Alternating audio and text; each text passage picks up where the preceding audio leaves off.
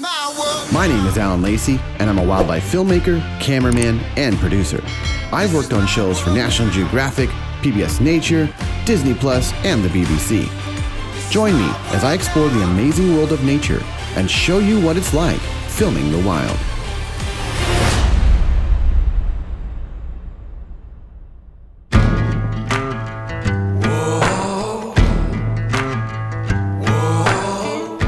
After the incredible experience hearing the wolves the night before, the next morning we felt extremely optimistic about our chances of seeing them. Oh, and if you want to hear what 14 wolves sound like, be sure to watch part 1 of this short series. I'll put a link in the description below. I saw the smoke rise, saw the ashes from the fire last night. We were up with the sun, excited to get our day started. But first things first, a quick cup of coffee to jumpstart the day.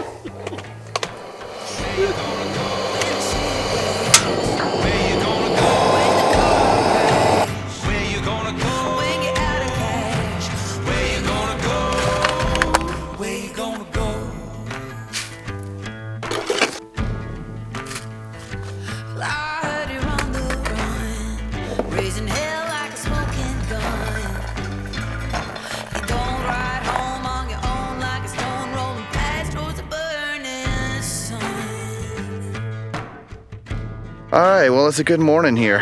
Last night, we heard the entire pack of the Saffle pack howling. It was pretty incredible, actually. There's apparently, we've heard rumors of 14 wolves in this pack, which is pretty big for a Mexican wolf pack. Usually they're like 4 to 6, but 14 is pretty impressive. And we heard a lot, so it kind of backs up that claim. So, and they're only maybe a half mile away where we are here camped. They're out in the tree line, kind of way out there, maybe about a half mile away, I think is where we heard them. So today getting my coffee right now. We found some badgers last night too, so we're gonna try to get some badger footage, but we're gonna look for these wolves. They were so elusive, but when we hear them that close, I know they are right there. So hopefully we get a chance to see them today. Last night was actually pretty cool, just because when we decided to finally hit the bed, go to sleep, we started hearing the howlings. And we heard a lot yesterday, so I know they're here. They gotta be somewhere nearby, maybe down by these trees over here, out in the distance, basically about half a mile or maybe less.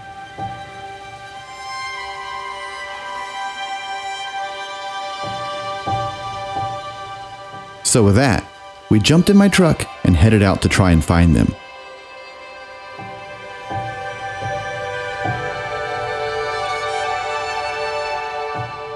With 10 to 14 wolves in this pack, we were pretty optimistic that we would find them. But this particular pack's territory is roughly 150 square miles, and wolves can travel 12 to 18 miles in a day or more if they are on a mission.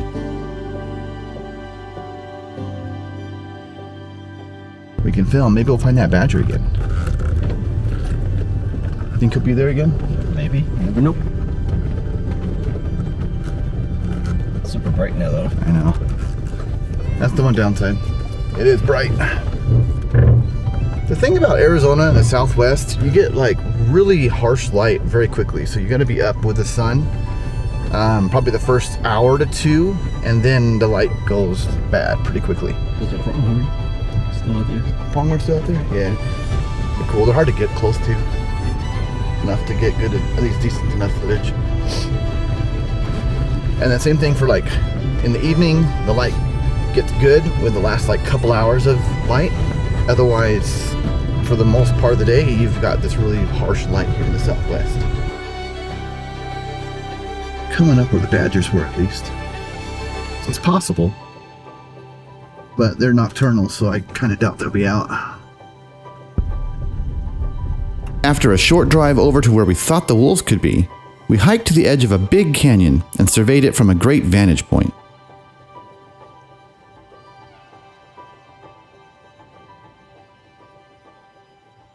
We spent a long time looking at every crevice, tree, and rock, hoping we could spot them. And we've come to this area where we heard most of them howling. And it's this beautiful canyon. And there's a little stream that kind of goes right through the bottom. And we've been just sort of sitting here for a minute, just trying to get a lay of the land before we do anything. Been pretty quiet in terms of movement, but I think the whole pack is in this area. So we're just going to kind of like staying around for a little bit. We might move a little bit further that way because I think we heard them a little bit more that way, actually. So this is getting exciting. We stayed there for quite a while, but we found nothing. Except for this cute little horned lizard, or horny toad as they are often referred to here in the Southwest. So we decided to continue on, thinking maybe they had moved south a little ways further.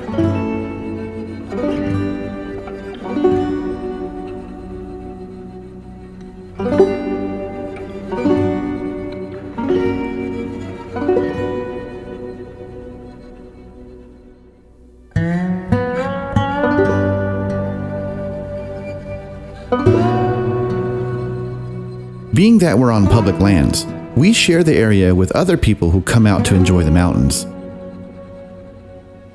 And a lot of them seem to really enjoy taking their all-terrain vehicles out on the many dirt roads and remote two-tracks that most cars can't drive on.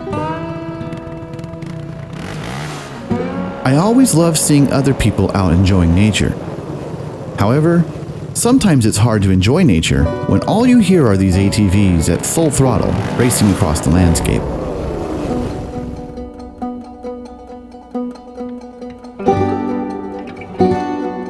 We continued searching as the afternoon monsoon storms began to build. But still nothing.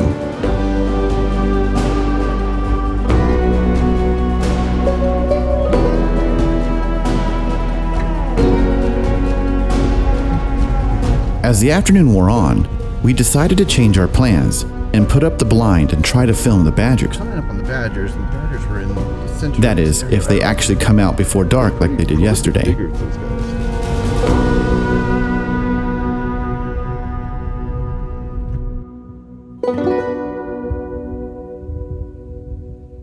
We're parked way over there. We're camped way the heck that direction. Alright, so Hector and I are sitting in the blind.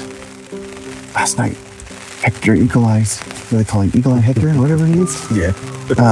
Spotted a badger. And so we set up on the badger den.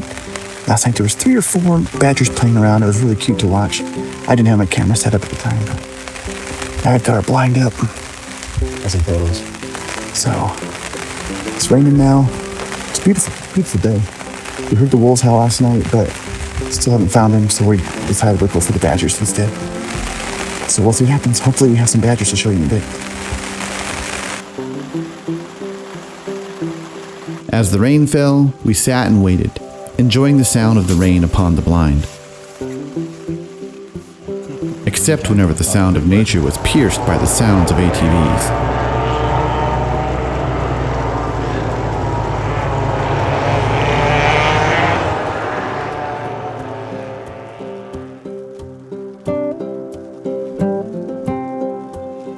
So we've got about an hour roughly, before they may come out, if they are in any kind of regular schedule. And you know wildlife, they keep a strict schedule. So the badgers, that's their display, and if they come out, it's gonna be a big, nice, beautiful frame right there. I've got the Atomos Ninja paired with the Sony FX6 shooting S-Log 3 Cinetone, or not Cinetone, but Cinema Gamut. Hector's got the Canon R5 600 prime Atomos Ninja Plus. and Atomos Ninja Plus as well, so he can record any video. And then I've got the Sigma 60-600 with a 1.4 television converter. And when you do the teleconverter, you can't really use autofocus anymore, which I don't use it very often anyways, but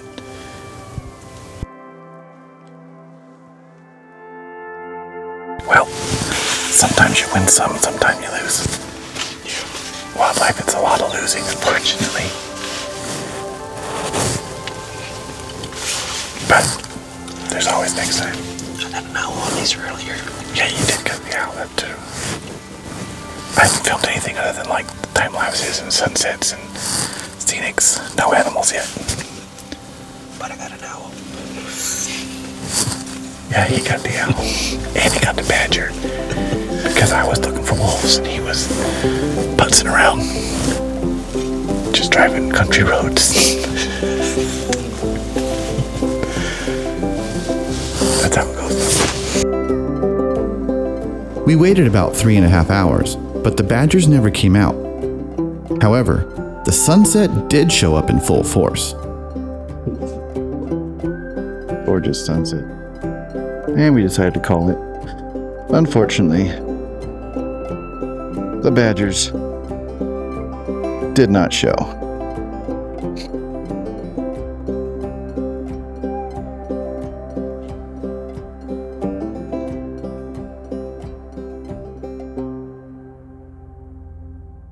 All right, well, gonna go put away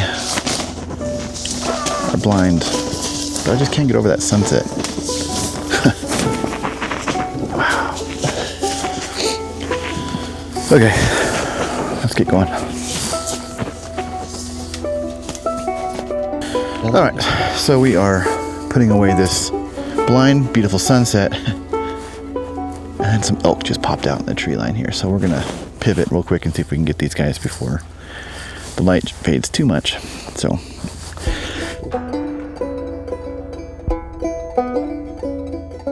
there wasn't much light left, but thankfully the Sony FX6 has a little trick up its sleeve: dual native ISO.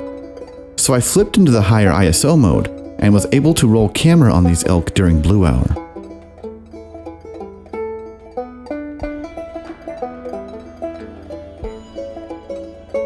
I always love seeing the elk come out of the trees and into the open meadows at this hour. It's also great proof that there's a prey base for the wolves in this area.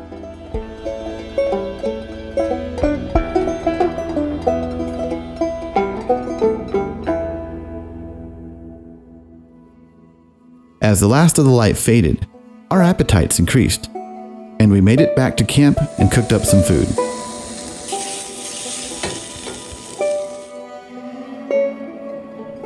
But as we tried to fall asleep, one of the nearby campers started blasting music late into the night.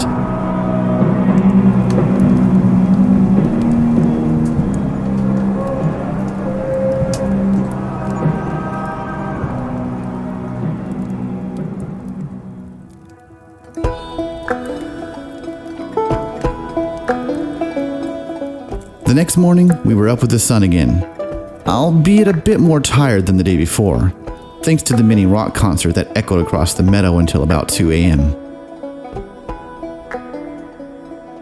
We had a slower start, but soon noticed a flock of wild turkey moving through the field in front of us.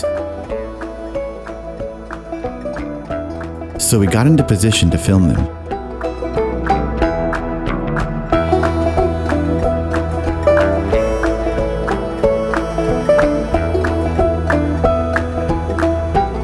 They kept moving closer towards us, and I was in a great position if they would just keep coming closer. But then, another ATV raced into the area.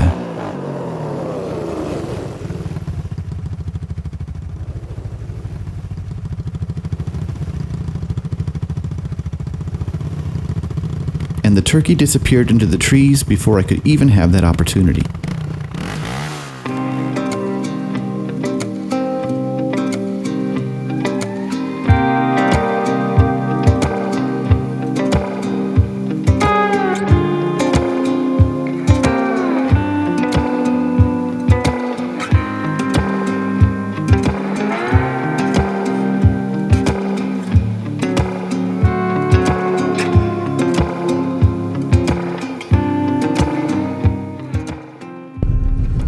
things that I hate about being up here is these dudes. I don't know if you can see it, but there's these all-terrain vehicles up here in the mountains. These guys rip roar around at like breakneck speeds. They've almost run me off the roads a few times, and they just, last night there was somebody going around, actually it was probably about 10 p.m. Yeah. They were rip roaring around. It's like, why are you going so late? There's people sleeping. Not to mention that, but somebody else was blasting music until about 1 a.m. I mean, loud. It was echoing across the entire region here. So that's probably why we didn't find any wolves the last couple days, because he got here 2 nights ago. Would you want to go left? Yeah, let's go left. Got here 2 nights ago, and I think that's when he was here too. And we heard the wolves that first night, and then he was blasting music, and they were probably like, let's get out of here. Not everybody's like that, but yeah, not everybody, but if you're one of those people who likes to listen to music out in the middle of nowhere, like, be respectful of other people, please, because you're not the only ones out enjoying nature and trying to get a night's sleep, getting up early. It just goes without saying, be respectful of your fellow neighbor when you're camping and enjoying time in nature. All right, so we just met some people that I know that also work in Mexican wolf recovery, and they saw a wolf, or not them, but someone that they connected with that's also part of their group saw a wolf earlier today running along the area we were just at, literally just at. It's frustrating how sometimes this goes, but we just found, Hector and I found a bunch of vultures circling, and it's right next to a bunch of campers, so I'll say campsites, but there's a lot of campers there. And they're down on the ground on a kill of some kind. We don't know what that is, if the wolf made a kill, or if a cow just died, or maybe the campers threw away a bunch of scrap meat or something. I don't know. But there's a bunch of vultures on the ground, so we're gonna go look it over and see if we can assess what the situation is. Hector's currently glassing the tree line just in case if wolves are there, maybe they're bedded down in the trees before we even walk over there. But we're hoping for a kill today that we could see, and we've at least got vultures on something, so we're gonna go investigate now. But hopefully I got some good news for you guys when we get done with this. you see them? It's like they're on the other side of the tree line. And that's where the kill is. The kill's on the other side of that tree line. It's on the other side. Mm-hmm. Like see that slope? Yeah. It's on the other side of those trees on that slope. Not this slope right here. The other Correct. one. The second one. Yep. It's on the back side of those trees. Because the campsites are up above that. What else would make a kill? I mean, it could be a mountain lion too, but... Well, I mean, a cow could just die, or like I say, they could throw scrap meat away, or maybe an elk got hit by a car and made it that far and died. Like, there's all kinds of things that animals die from up here. Or maybe those hunters, or maybe they're not hunters, but maybe some of the campers shot something, because there was recently reported about, I don't know, 7 to 8 elk that were shot off the highway here. So people do stupid things. Okay, I'm walking up to the kill site.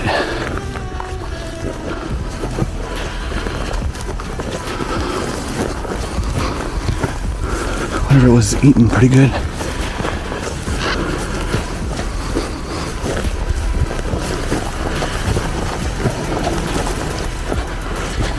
Looks like a fresh elk kill.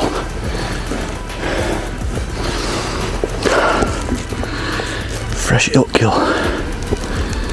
This is in the Saffle Pack territory. And it's fresh. Very fresh. This is nuts. So the wolves have to be close by.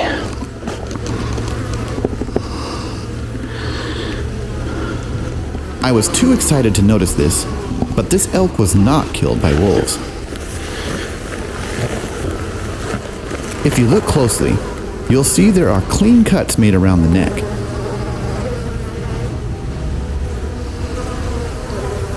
As well as one of the legs. Animals like wolves or coyotes don't make that perfect of a cut. It's got the rumen pile. It was killed right there, actually. And there are no active hunting units at this time of year, so this elk was illegally harvested. In other words, poached. It looks really fresh. I'm gonna move out here. Let all the vultures come back and eat some more. Now, before, you guys are probably asking, why did you walk up to the kill?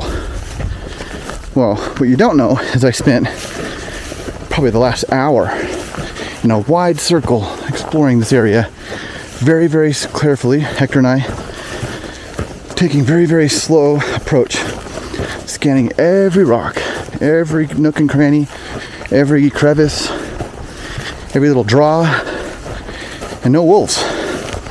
No other animals in the area. So, yeah, this is pretty crazy. So I think the wolves have pushed north. Hector's actually looking for them right now. He's off ahead of me here, scouting. It's beautiful country. But that's pretty fresh sign that the wolves are nearby. As you can see, I was still thinking this was a fresh kill made by the wolves. I was too quick to jump to a conclusion and didn't pay attention to the obvious signs. But I quickly came to my senses here, and you'll notice as I figured out the unfortunate outcome as it unfolded in front of me in real time. The plot thickens. Huh. Maybe wolves didn't kill it, because there's a fresh 2-track here. You can see a vehicle has moved through here. And it heads up this direction, right for where the elk was.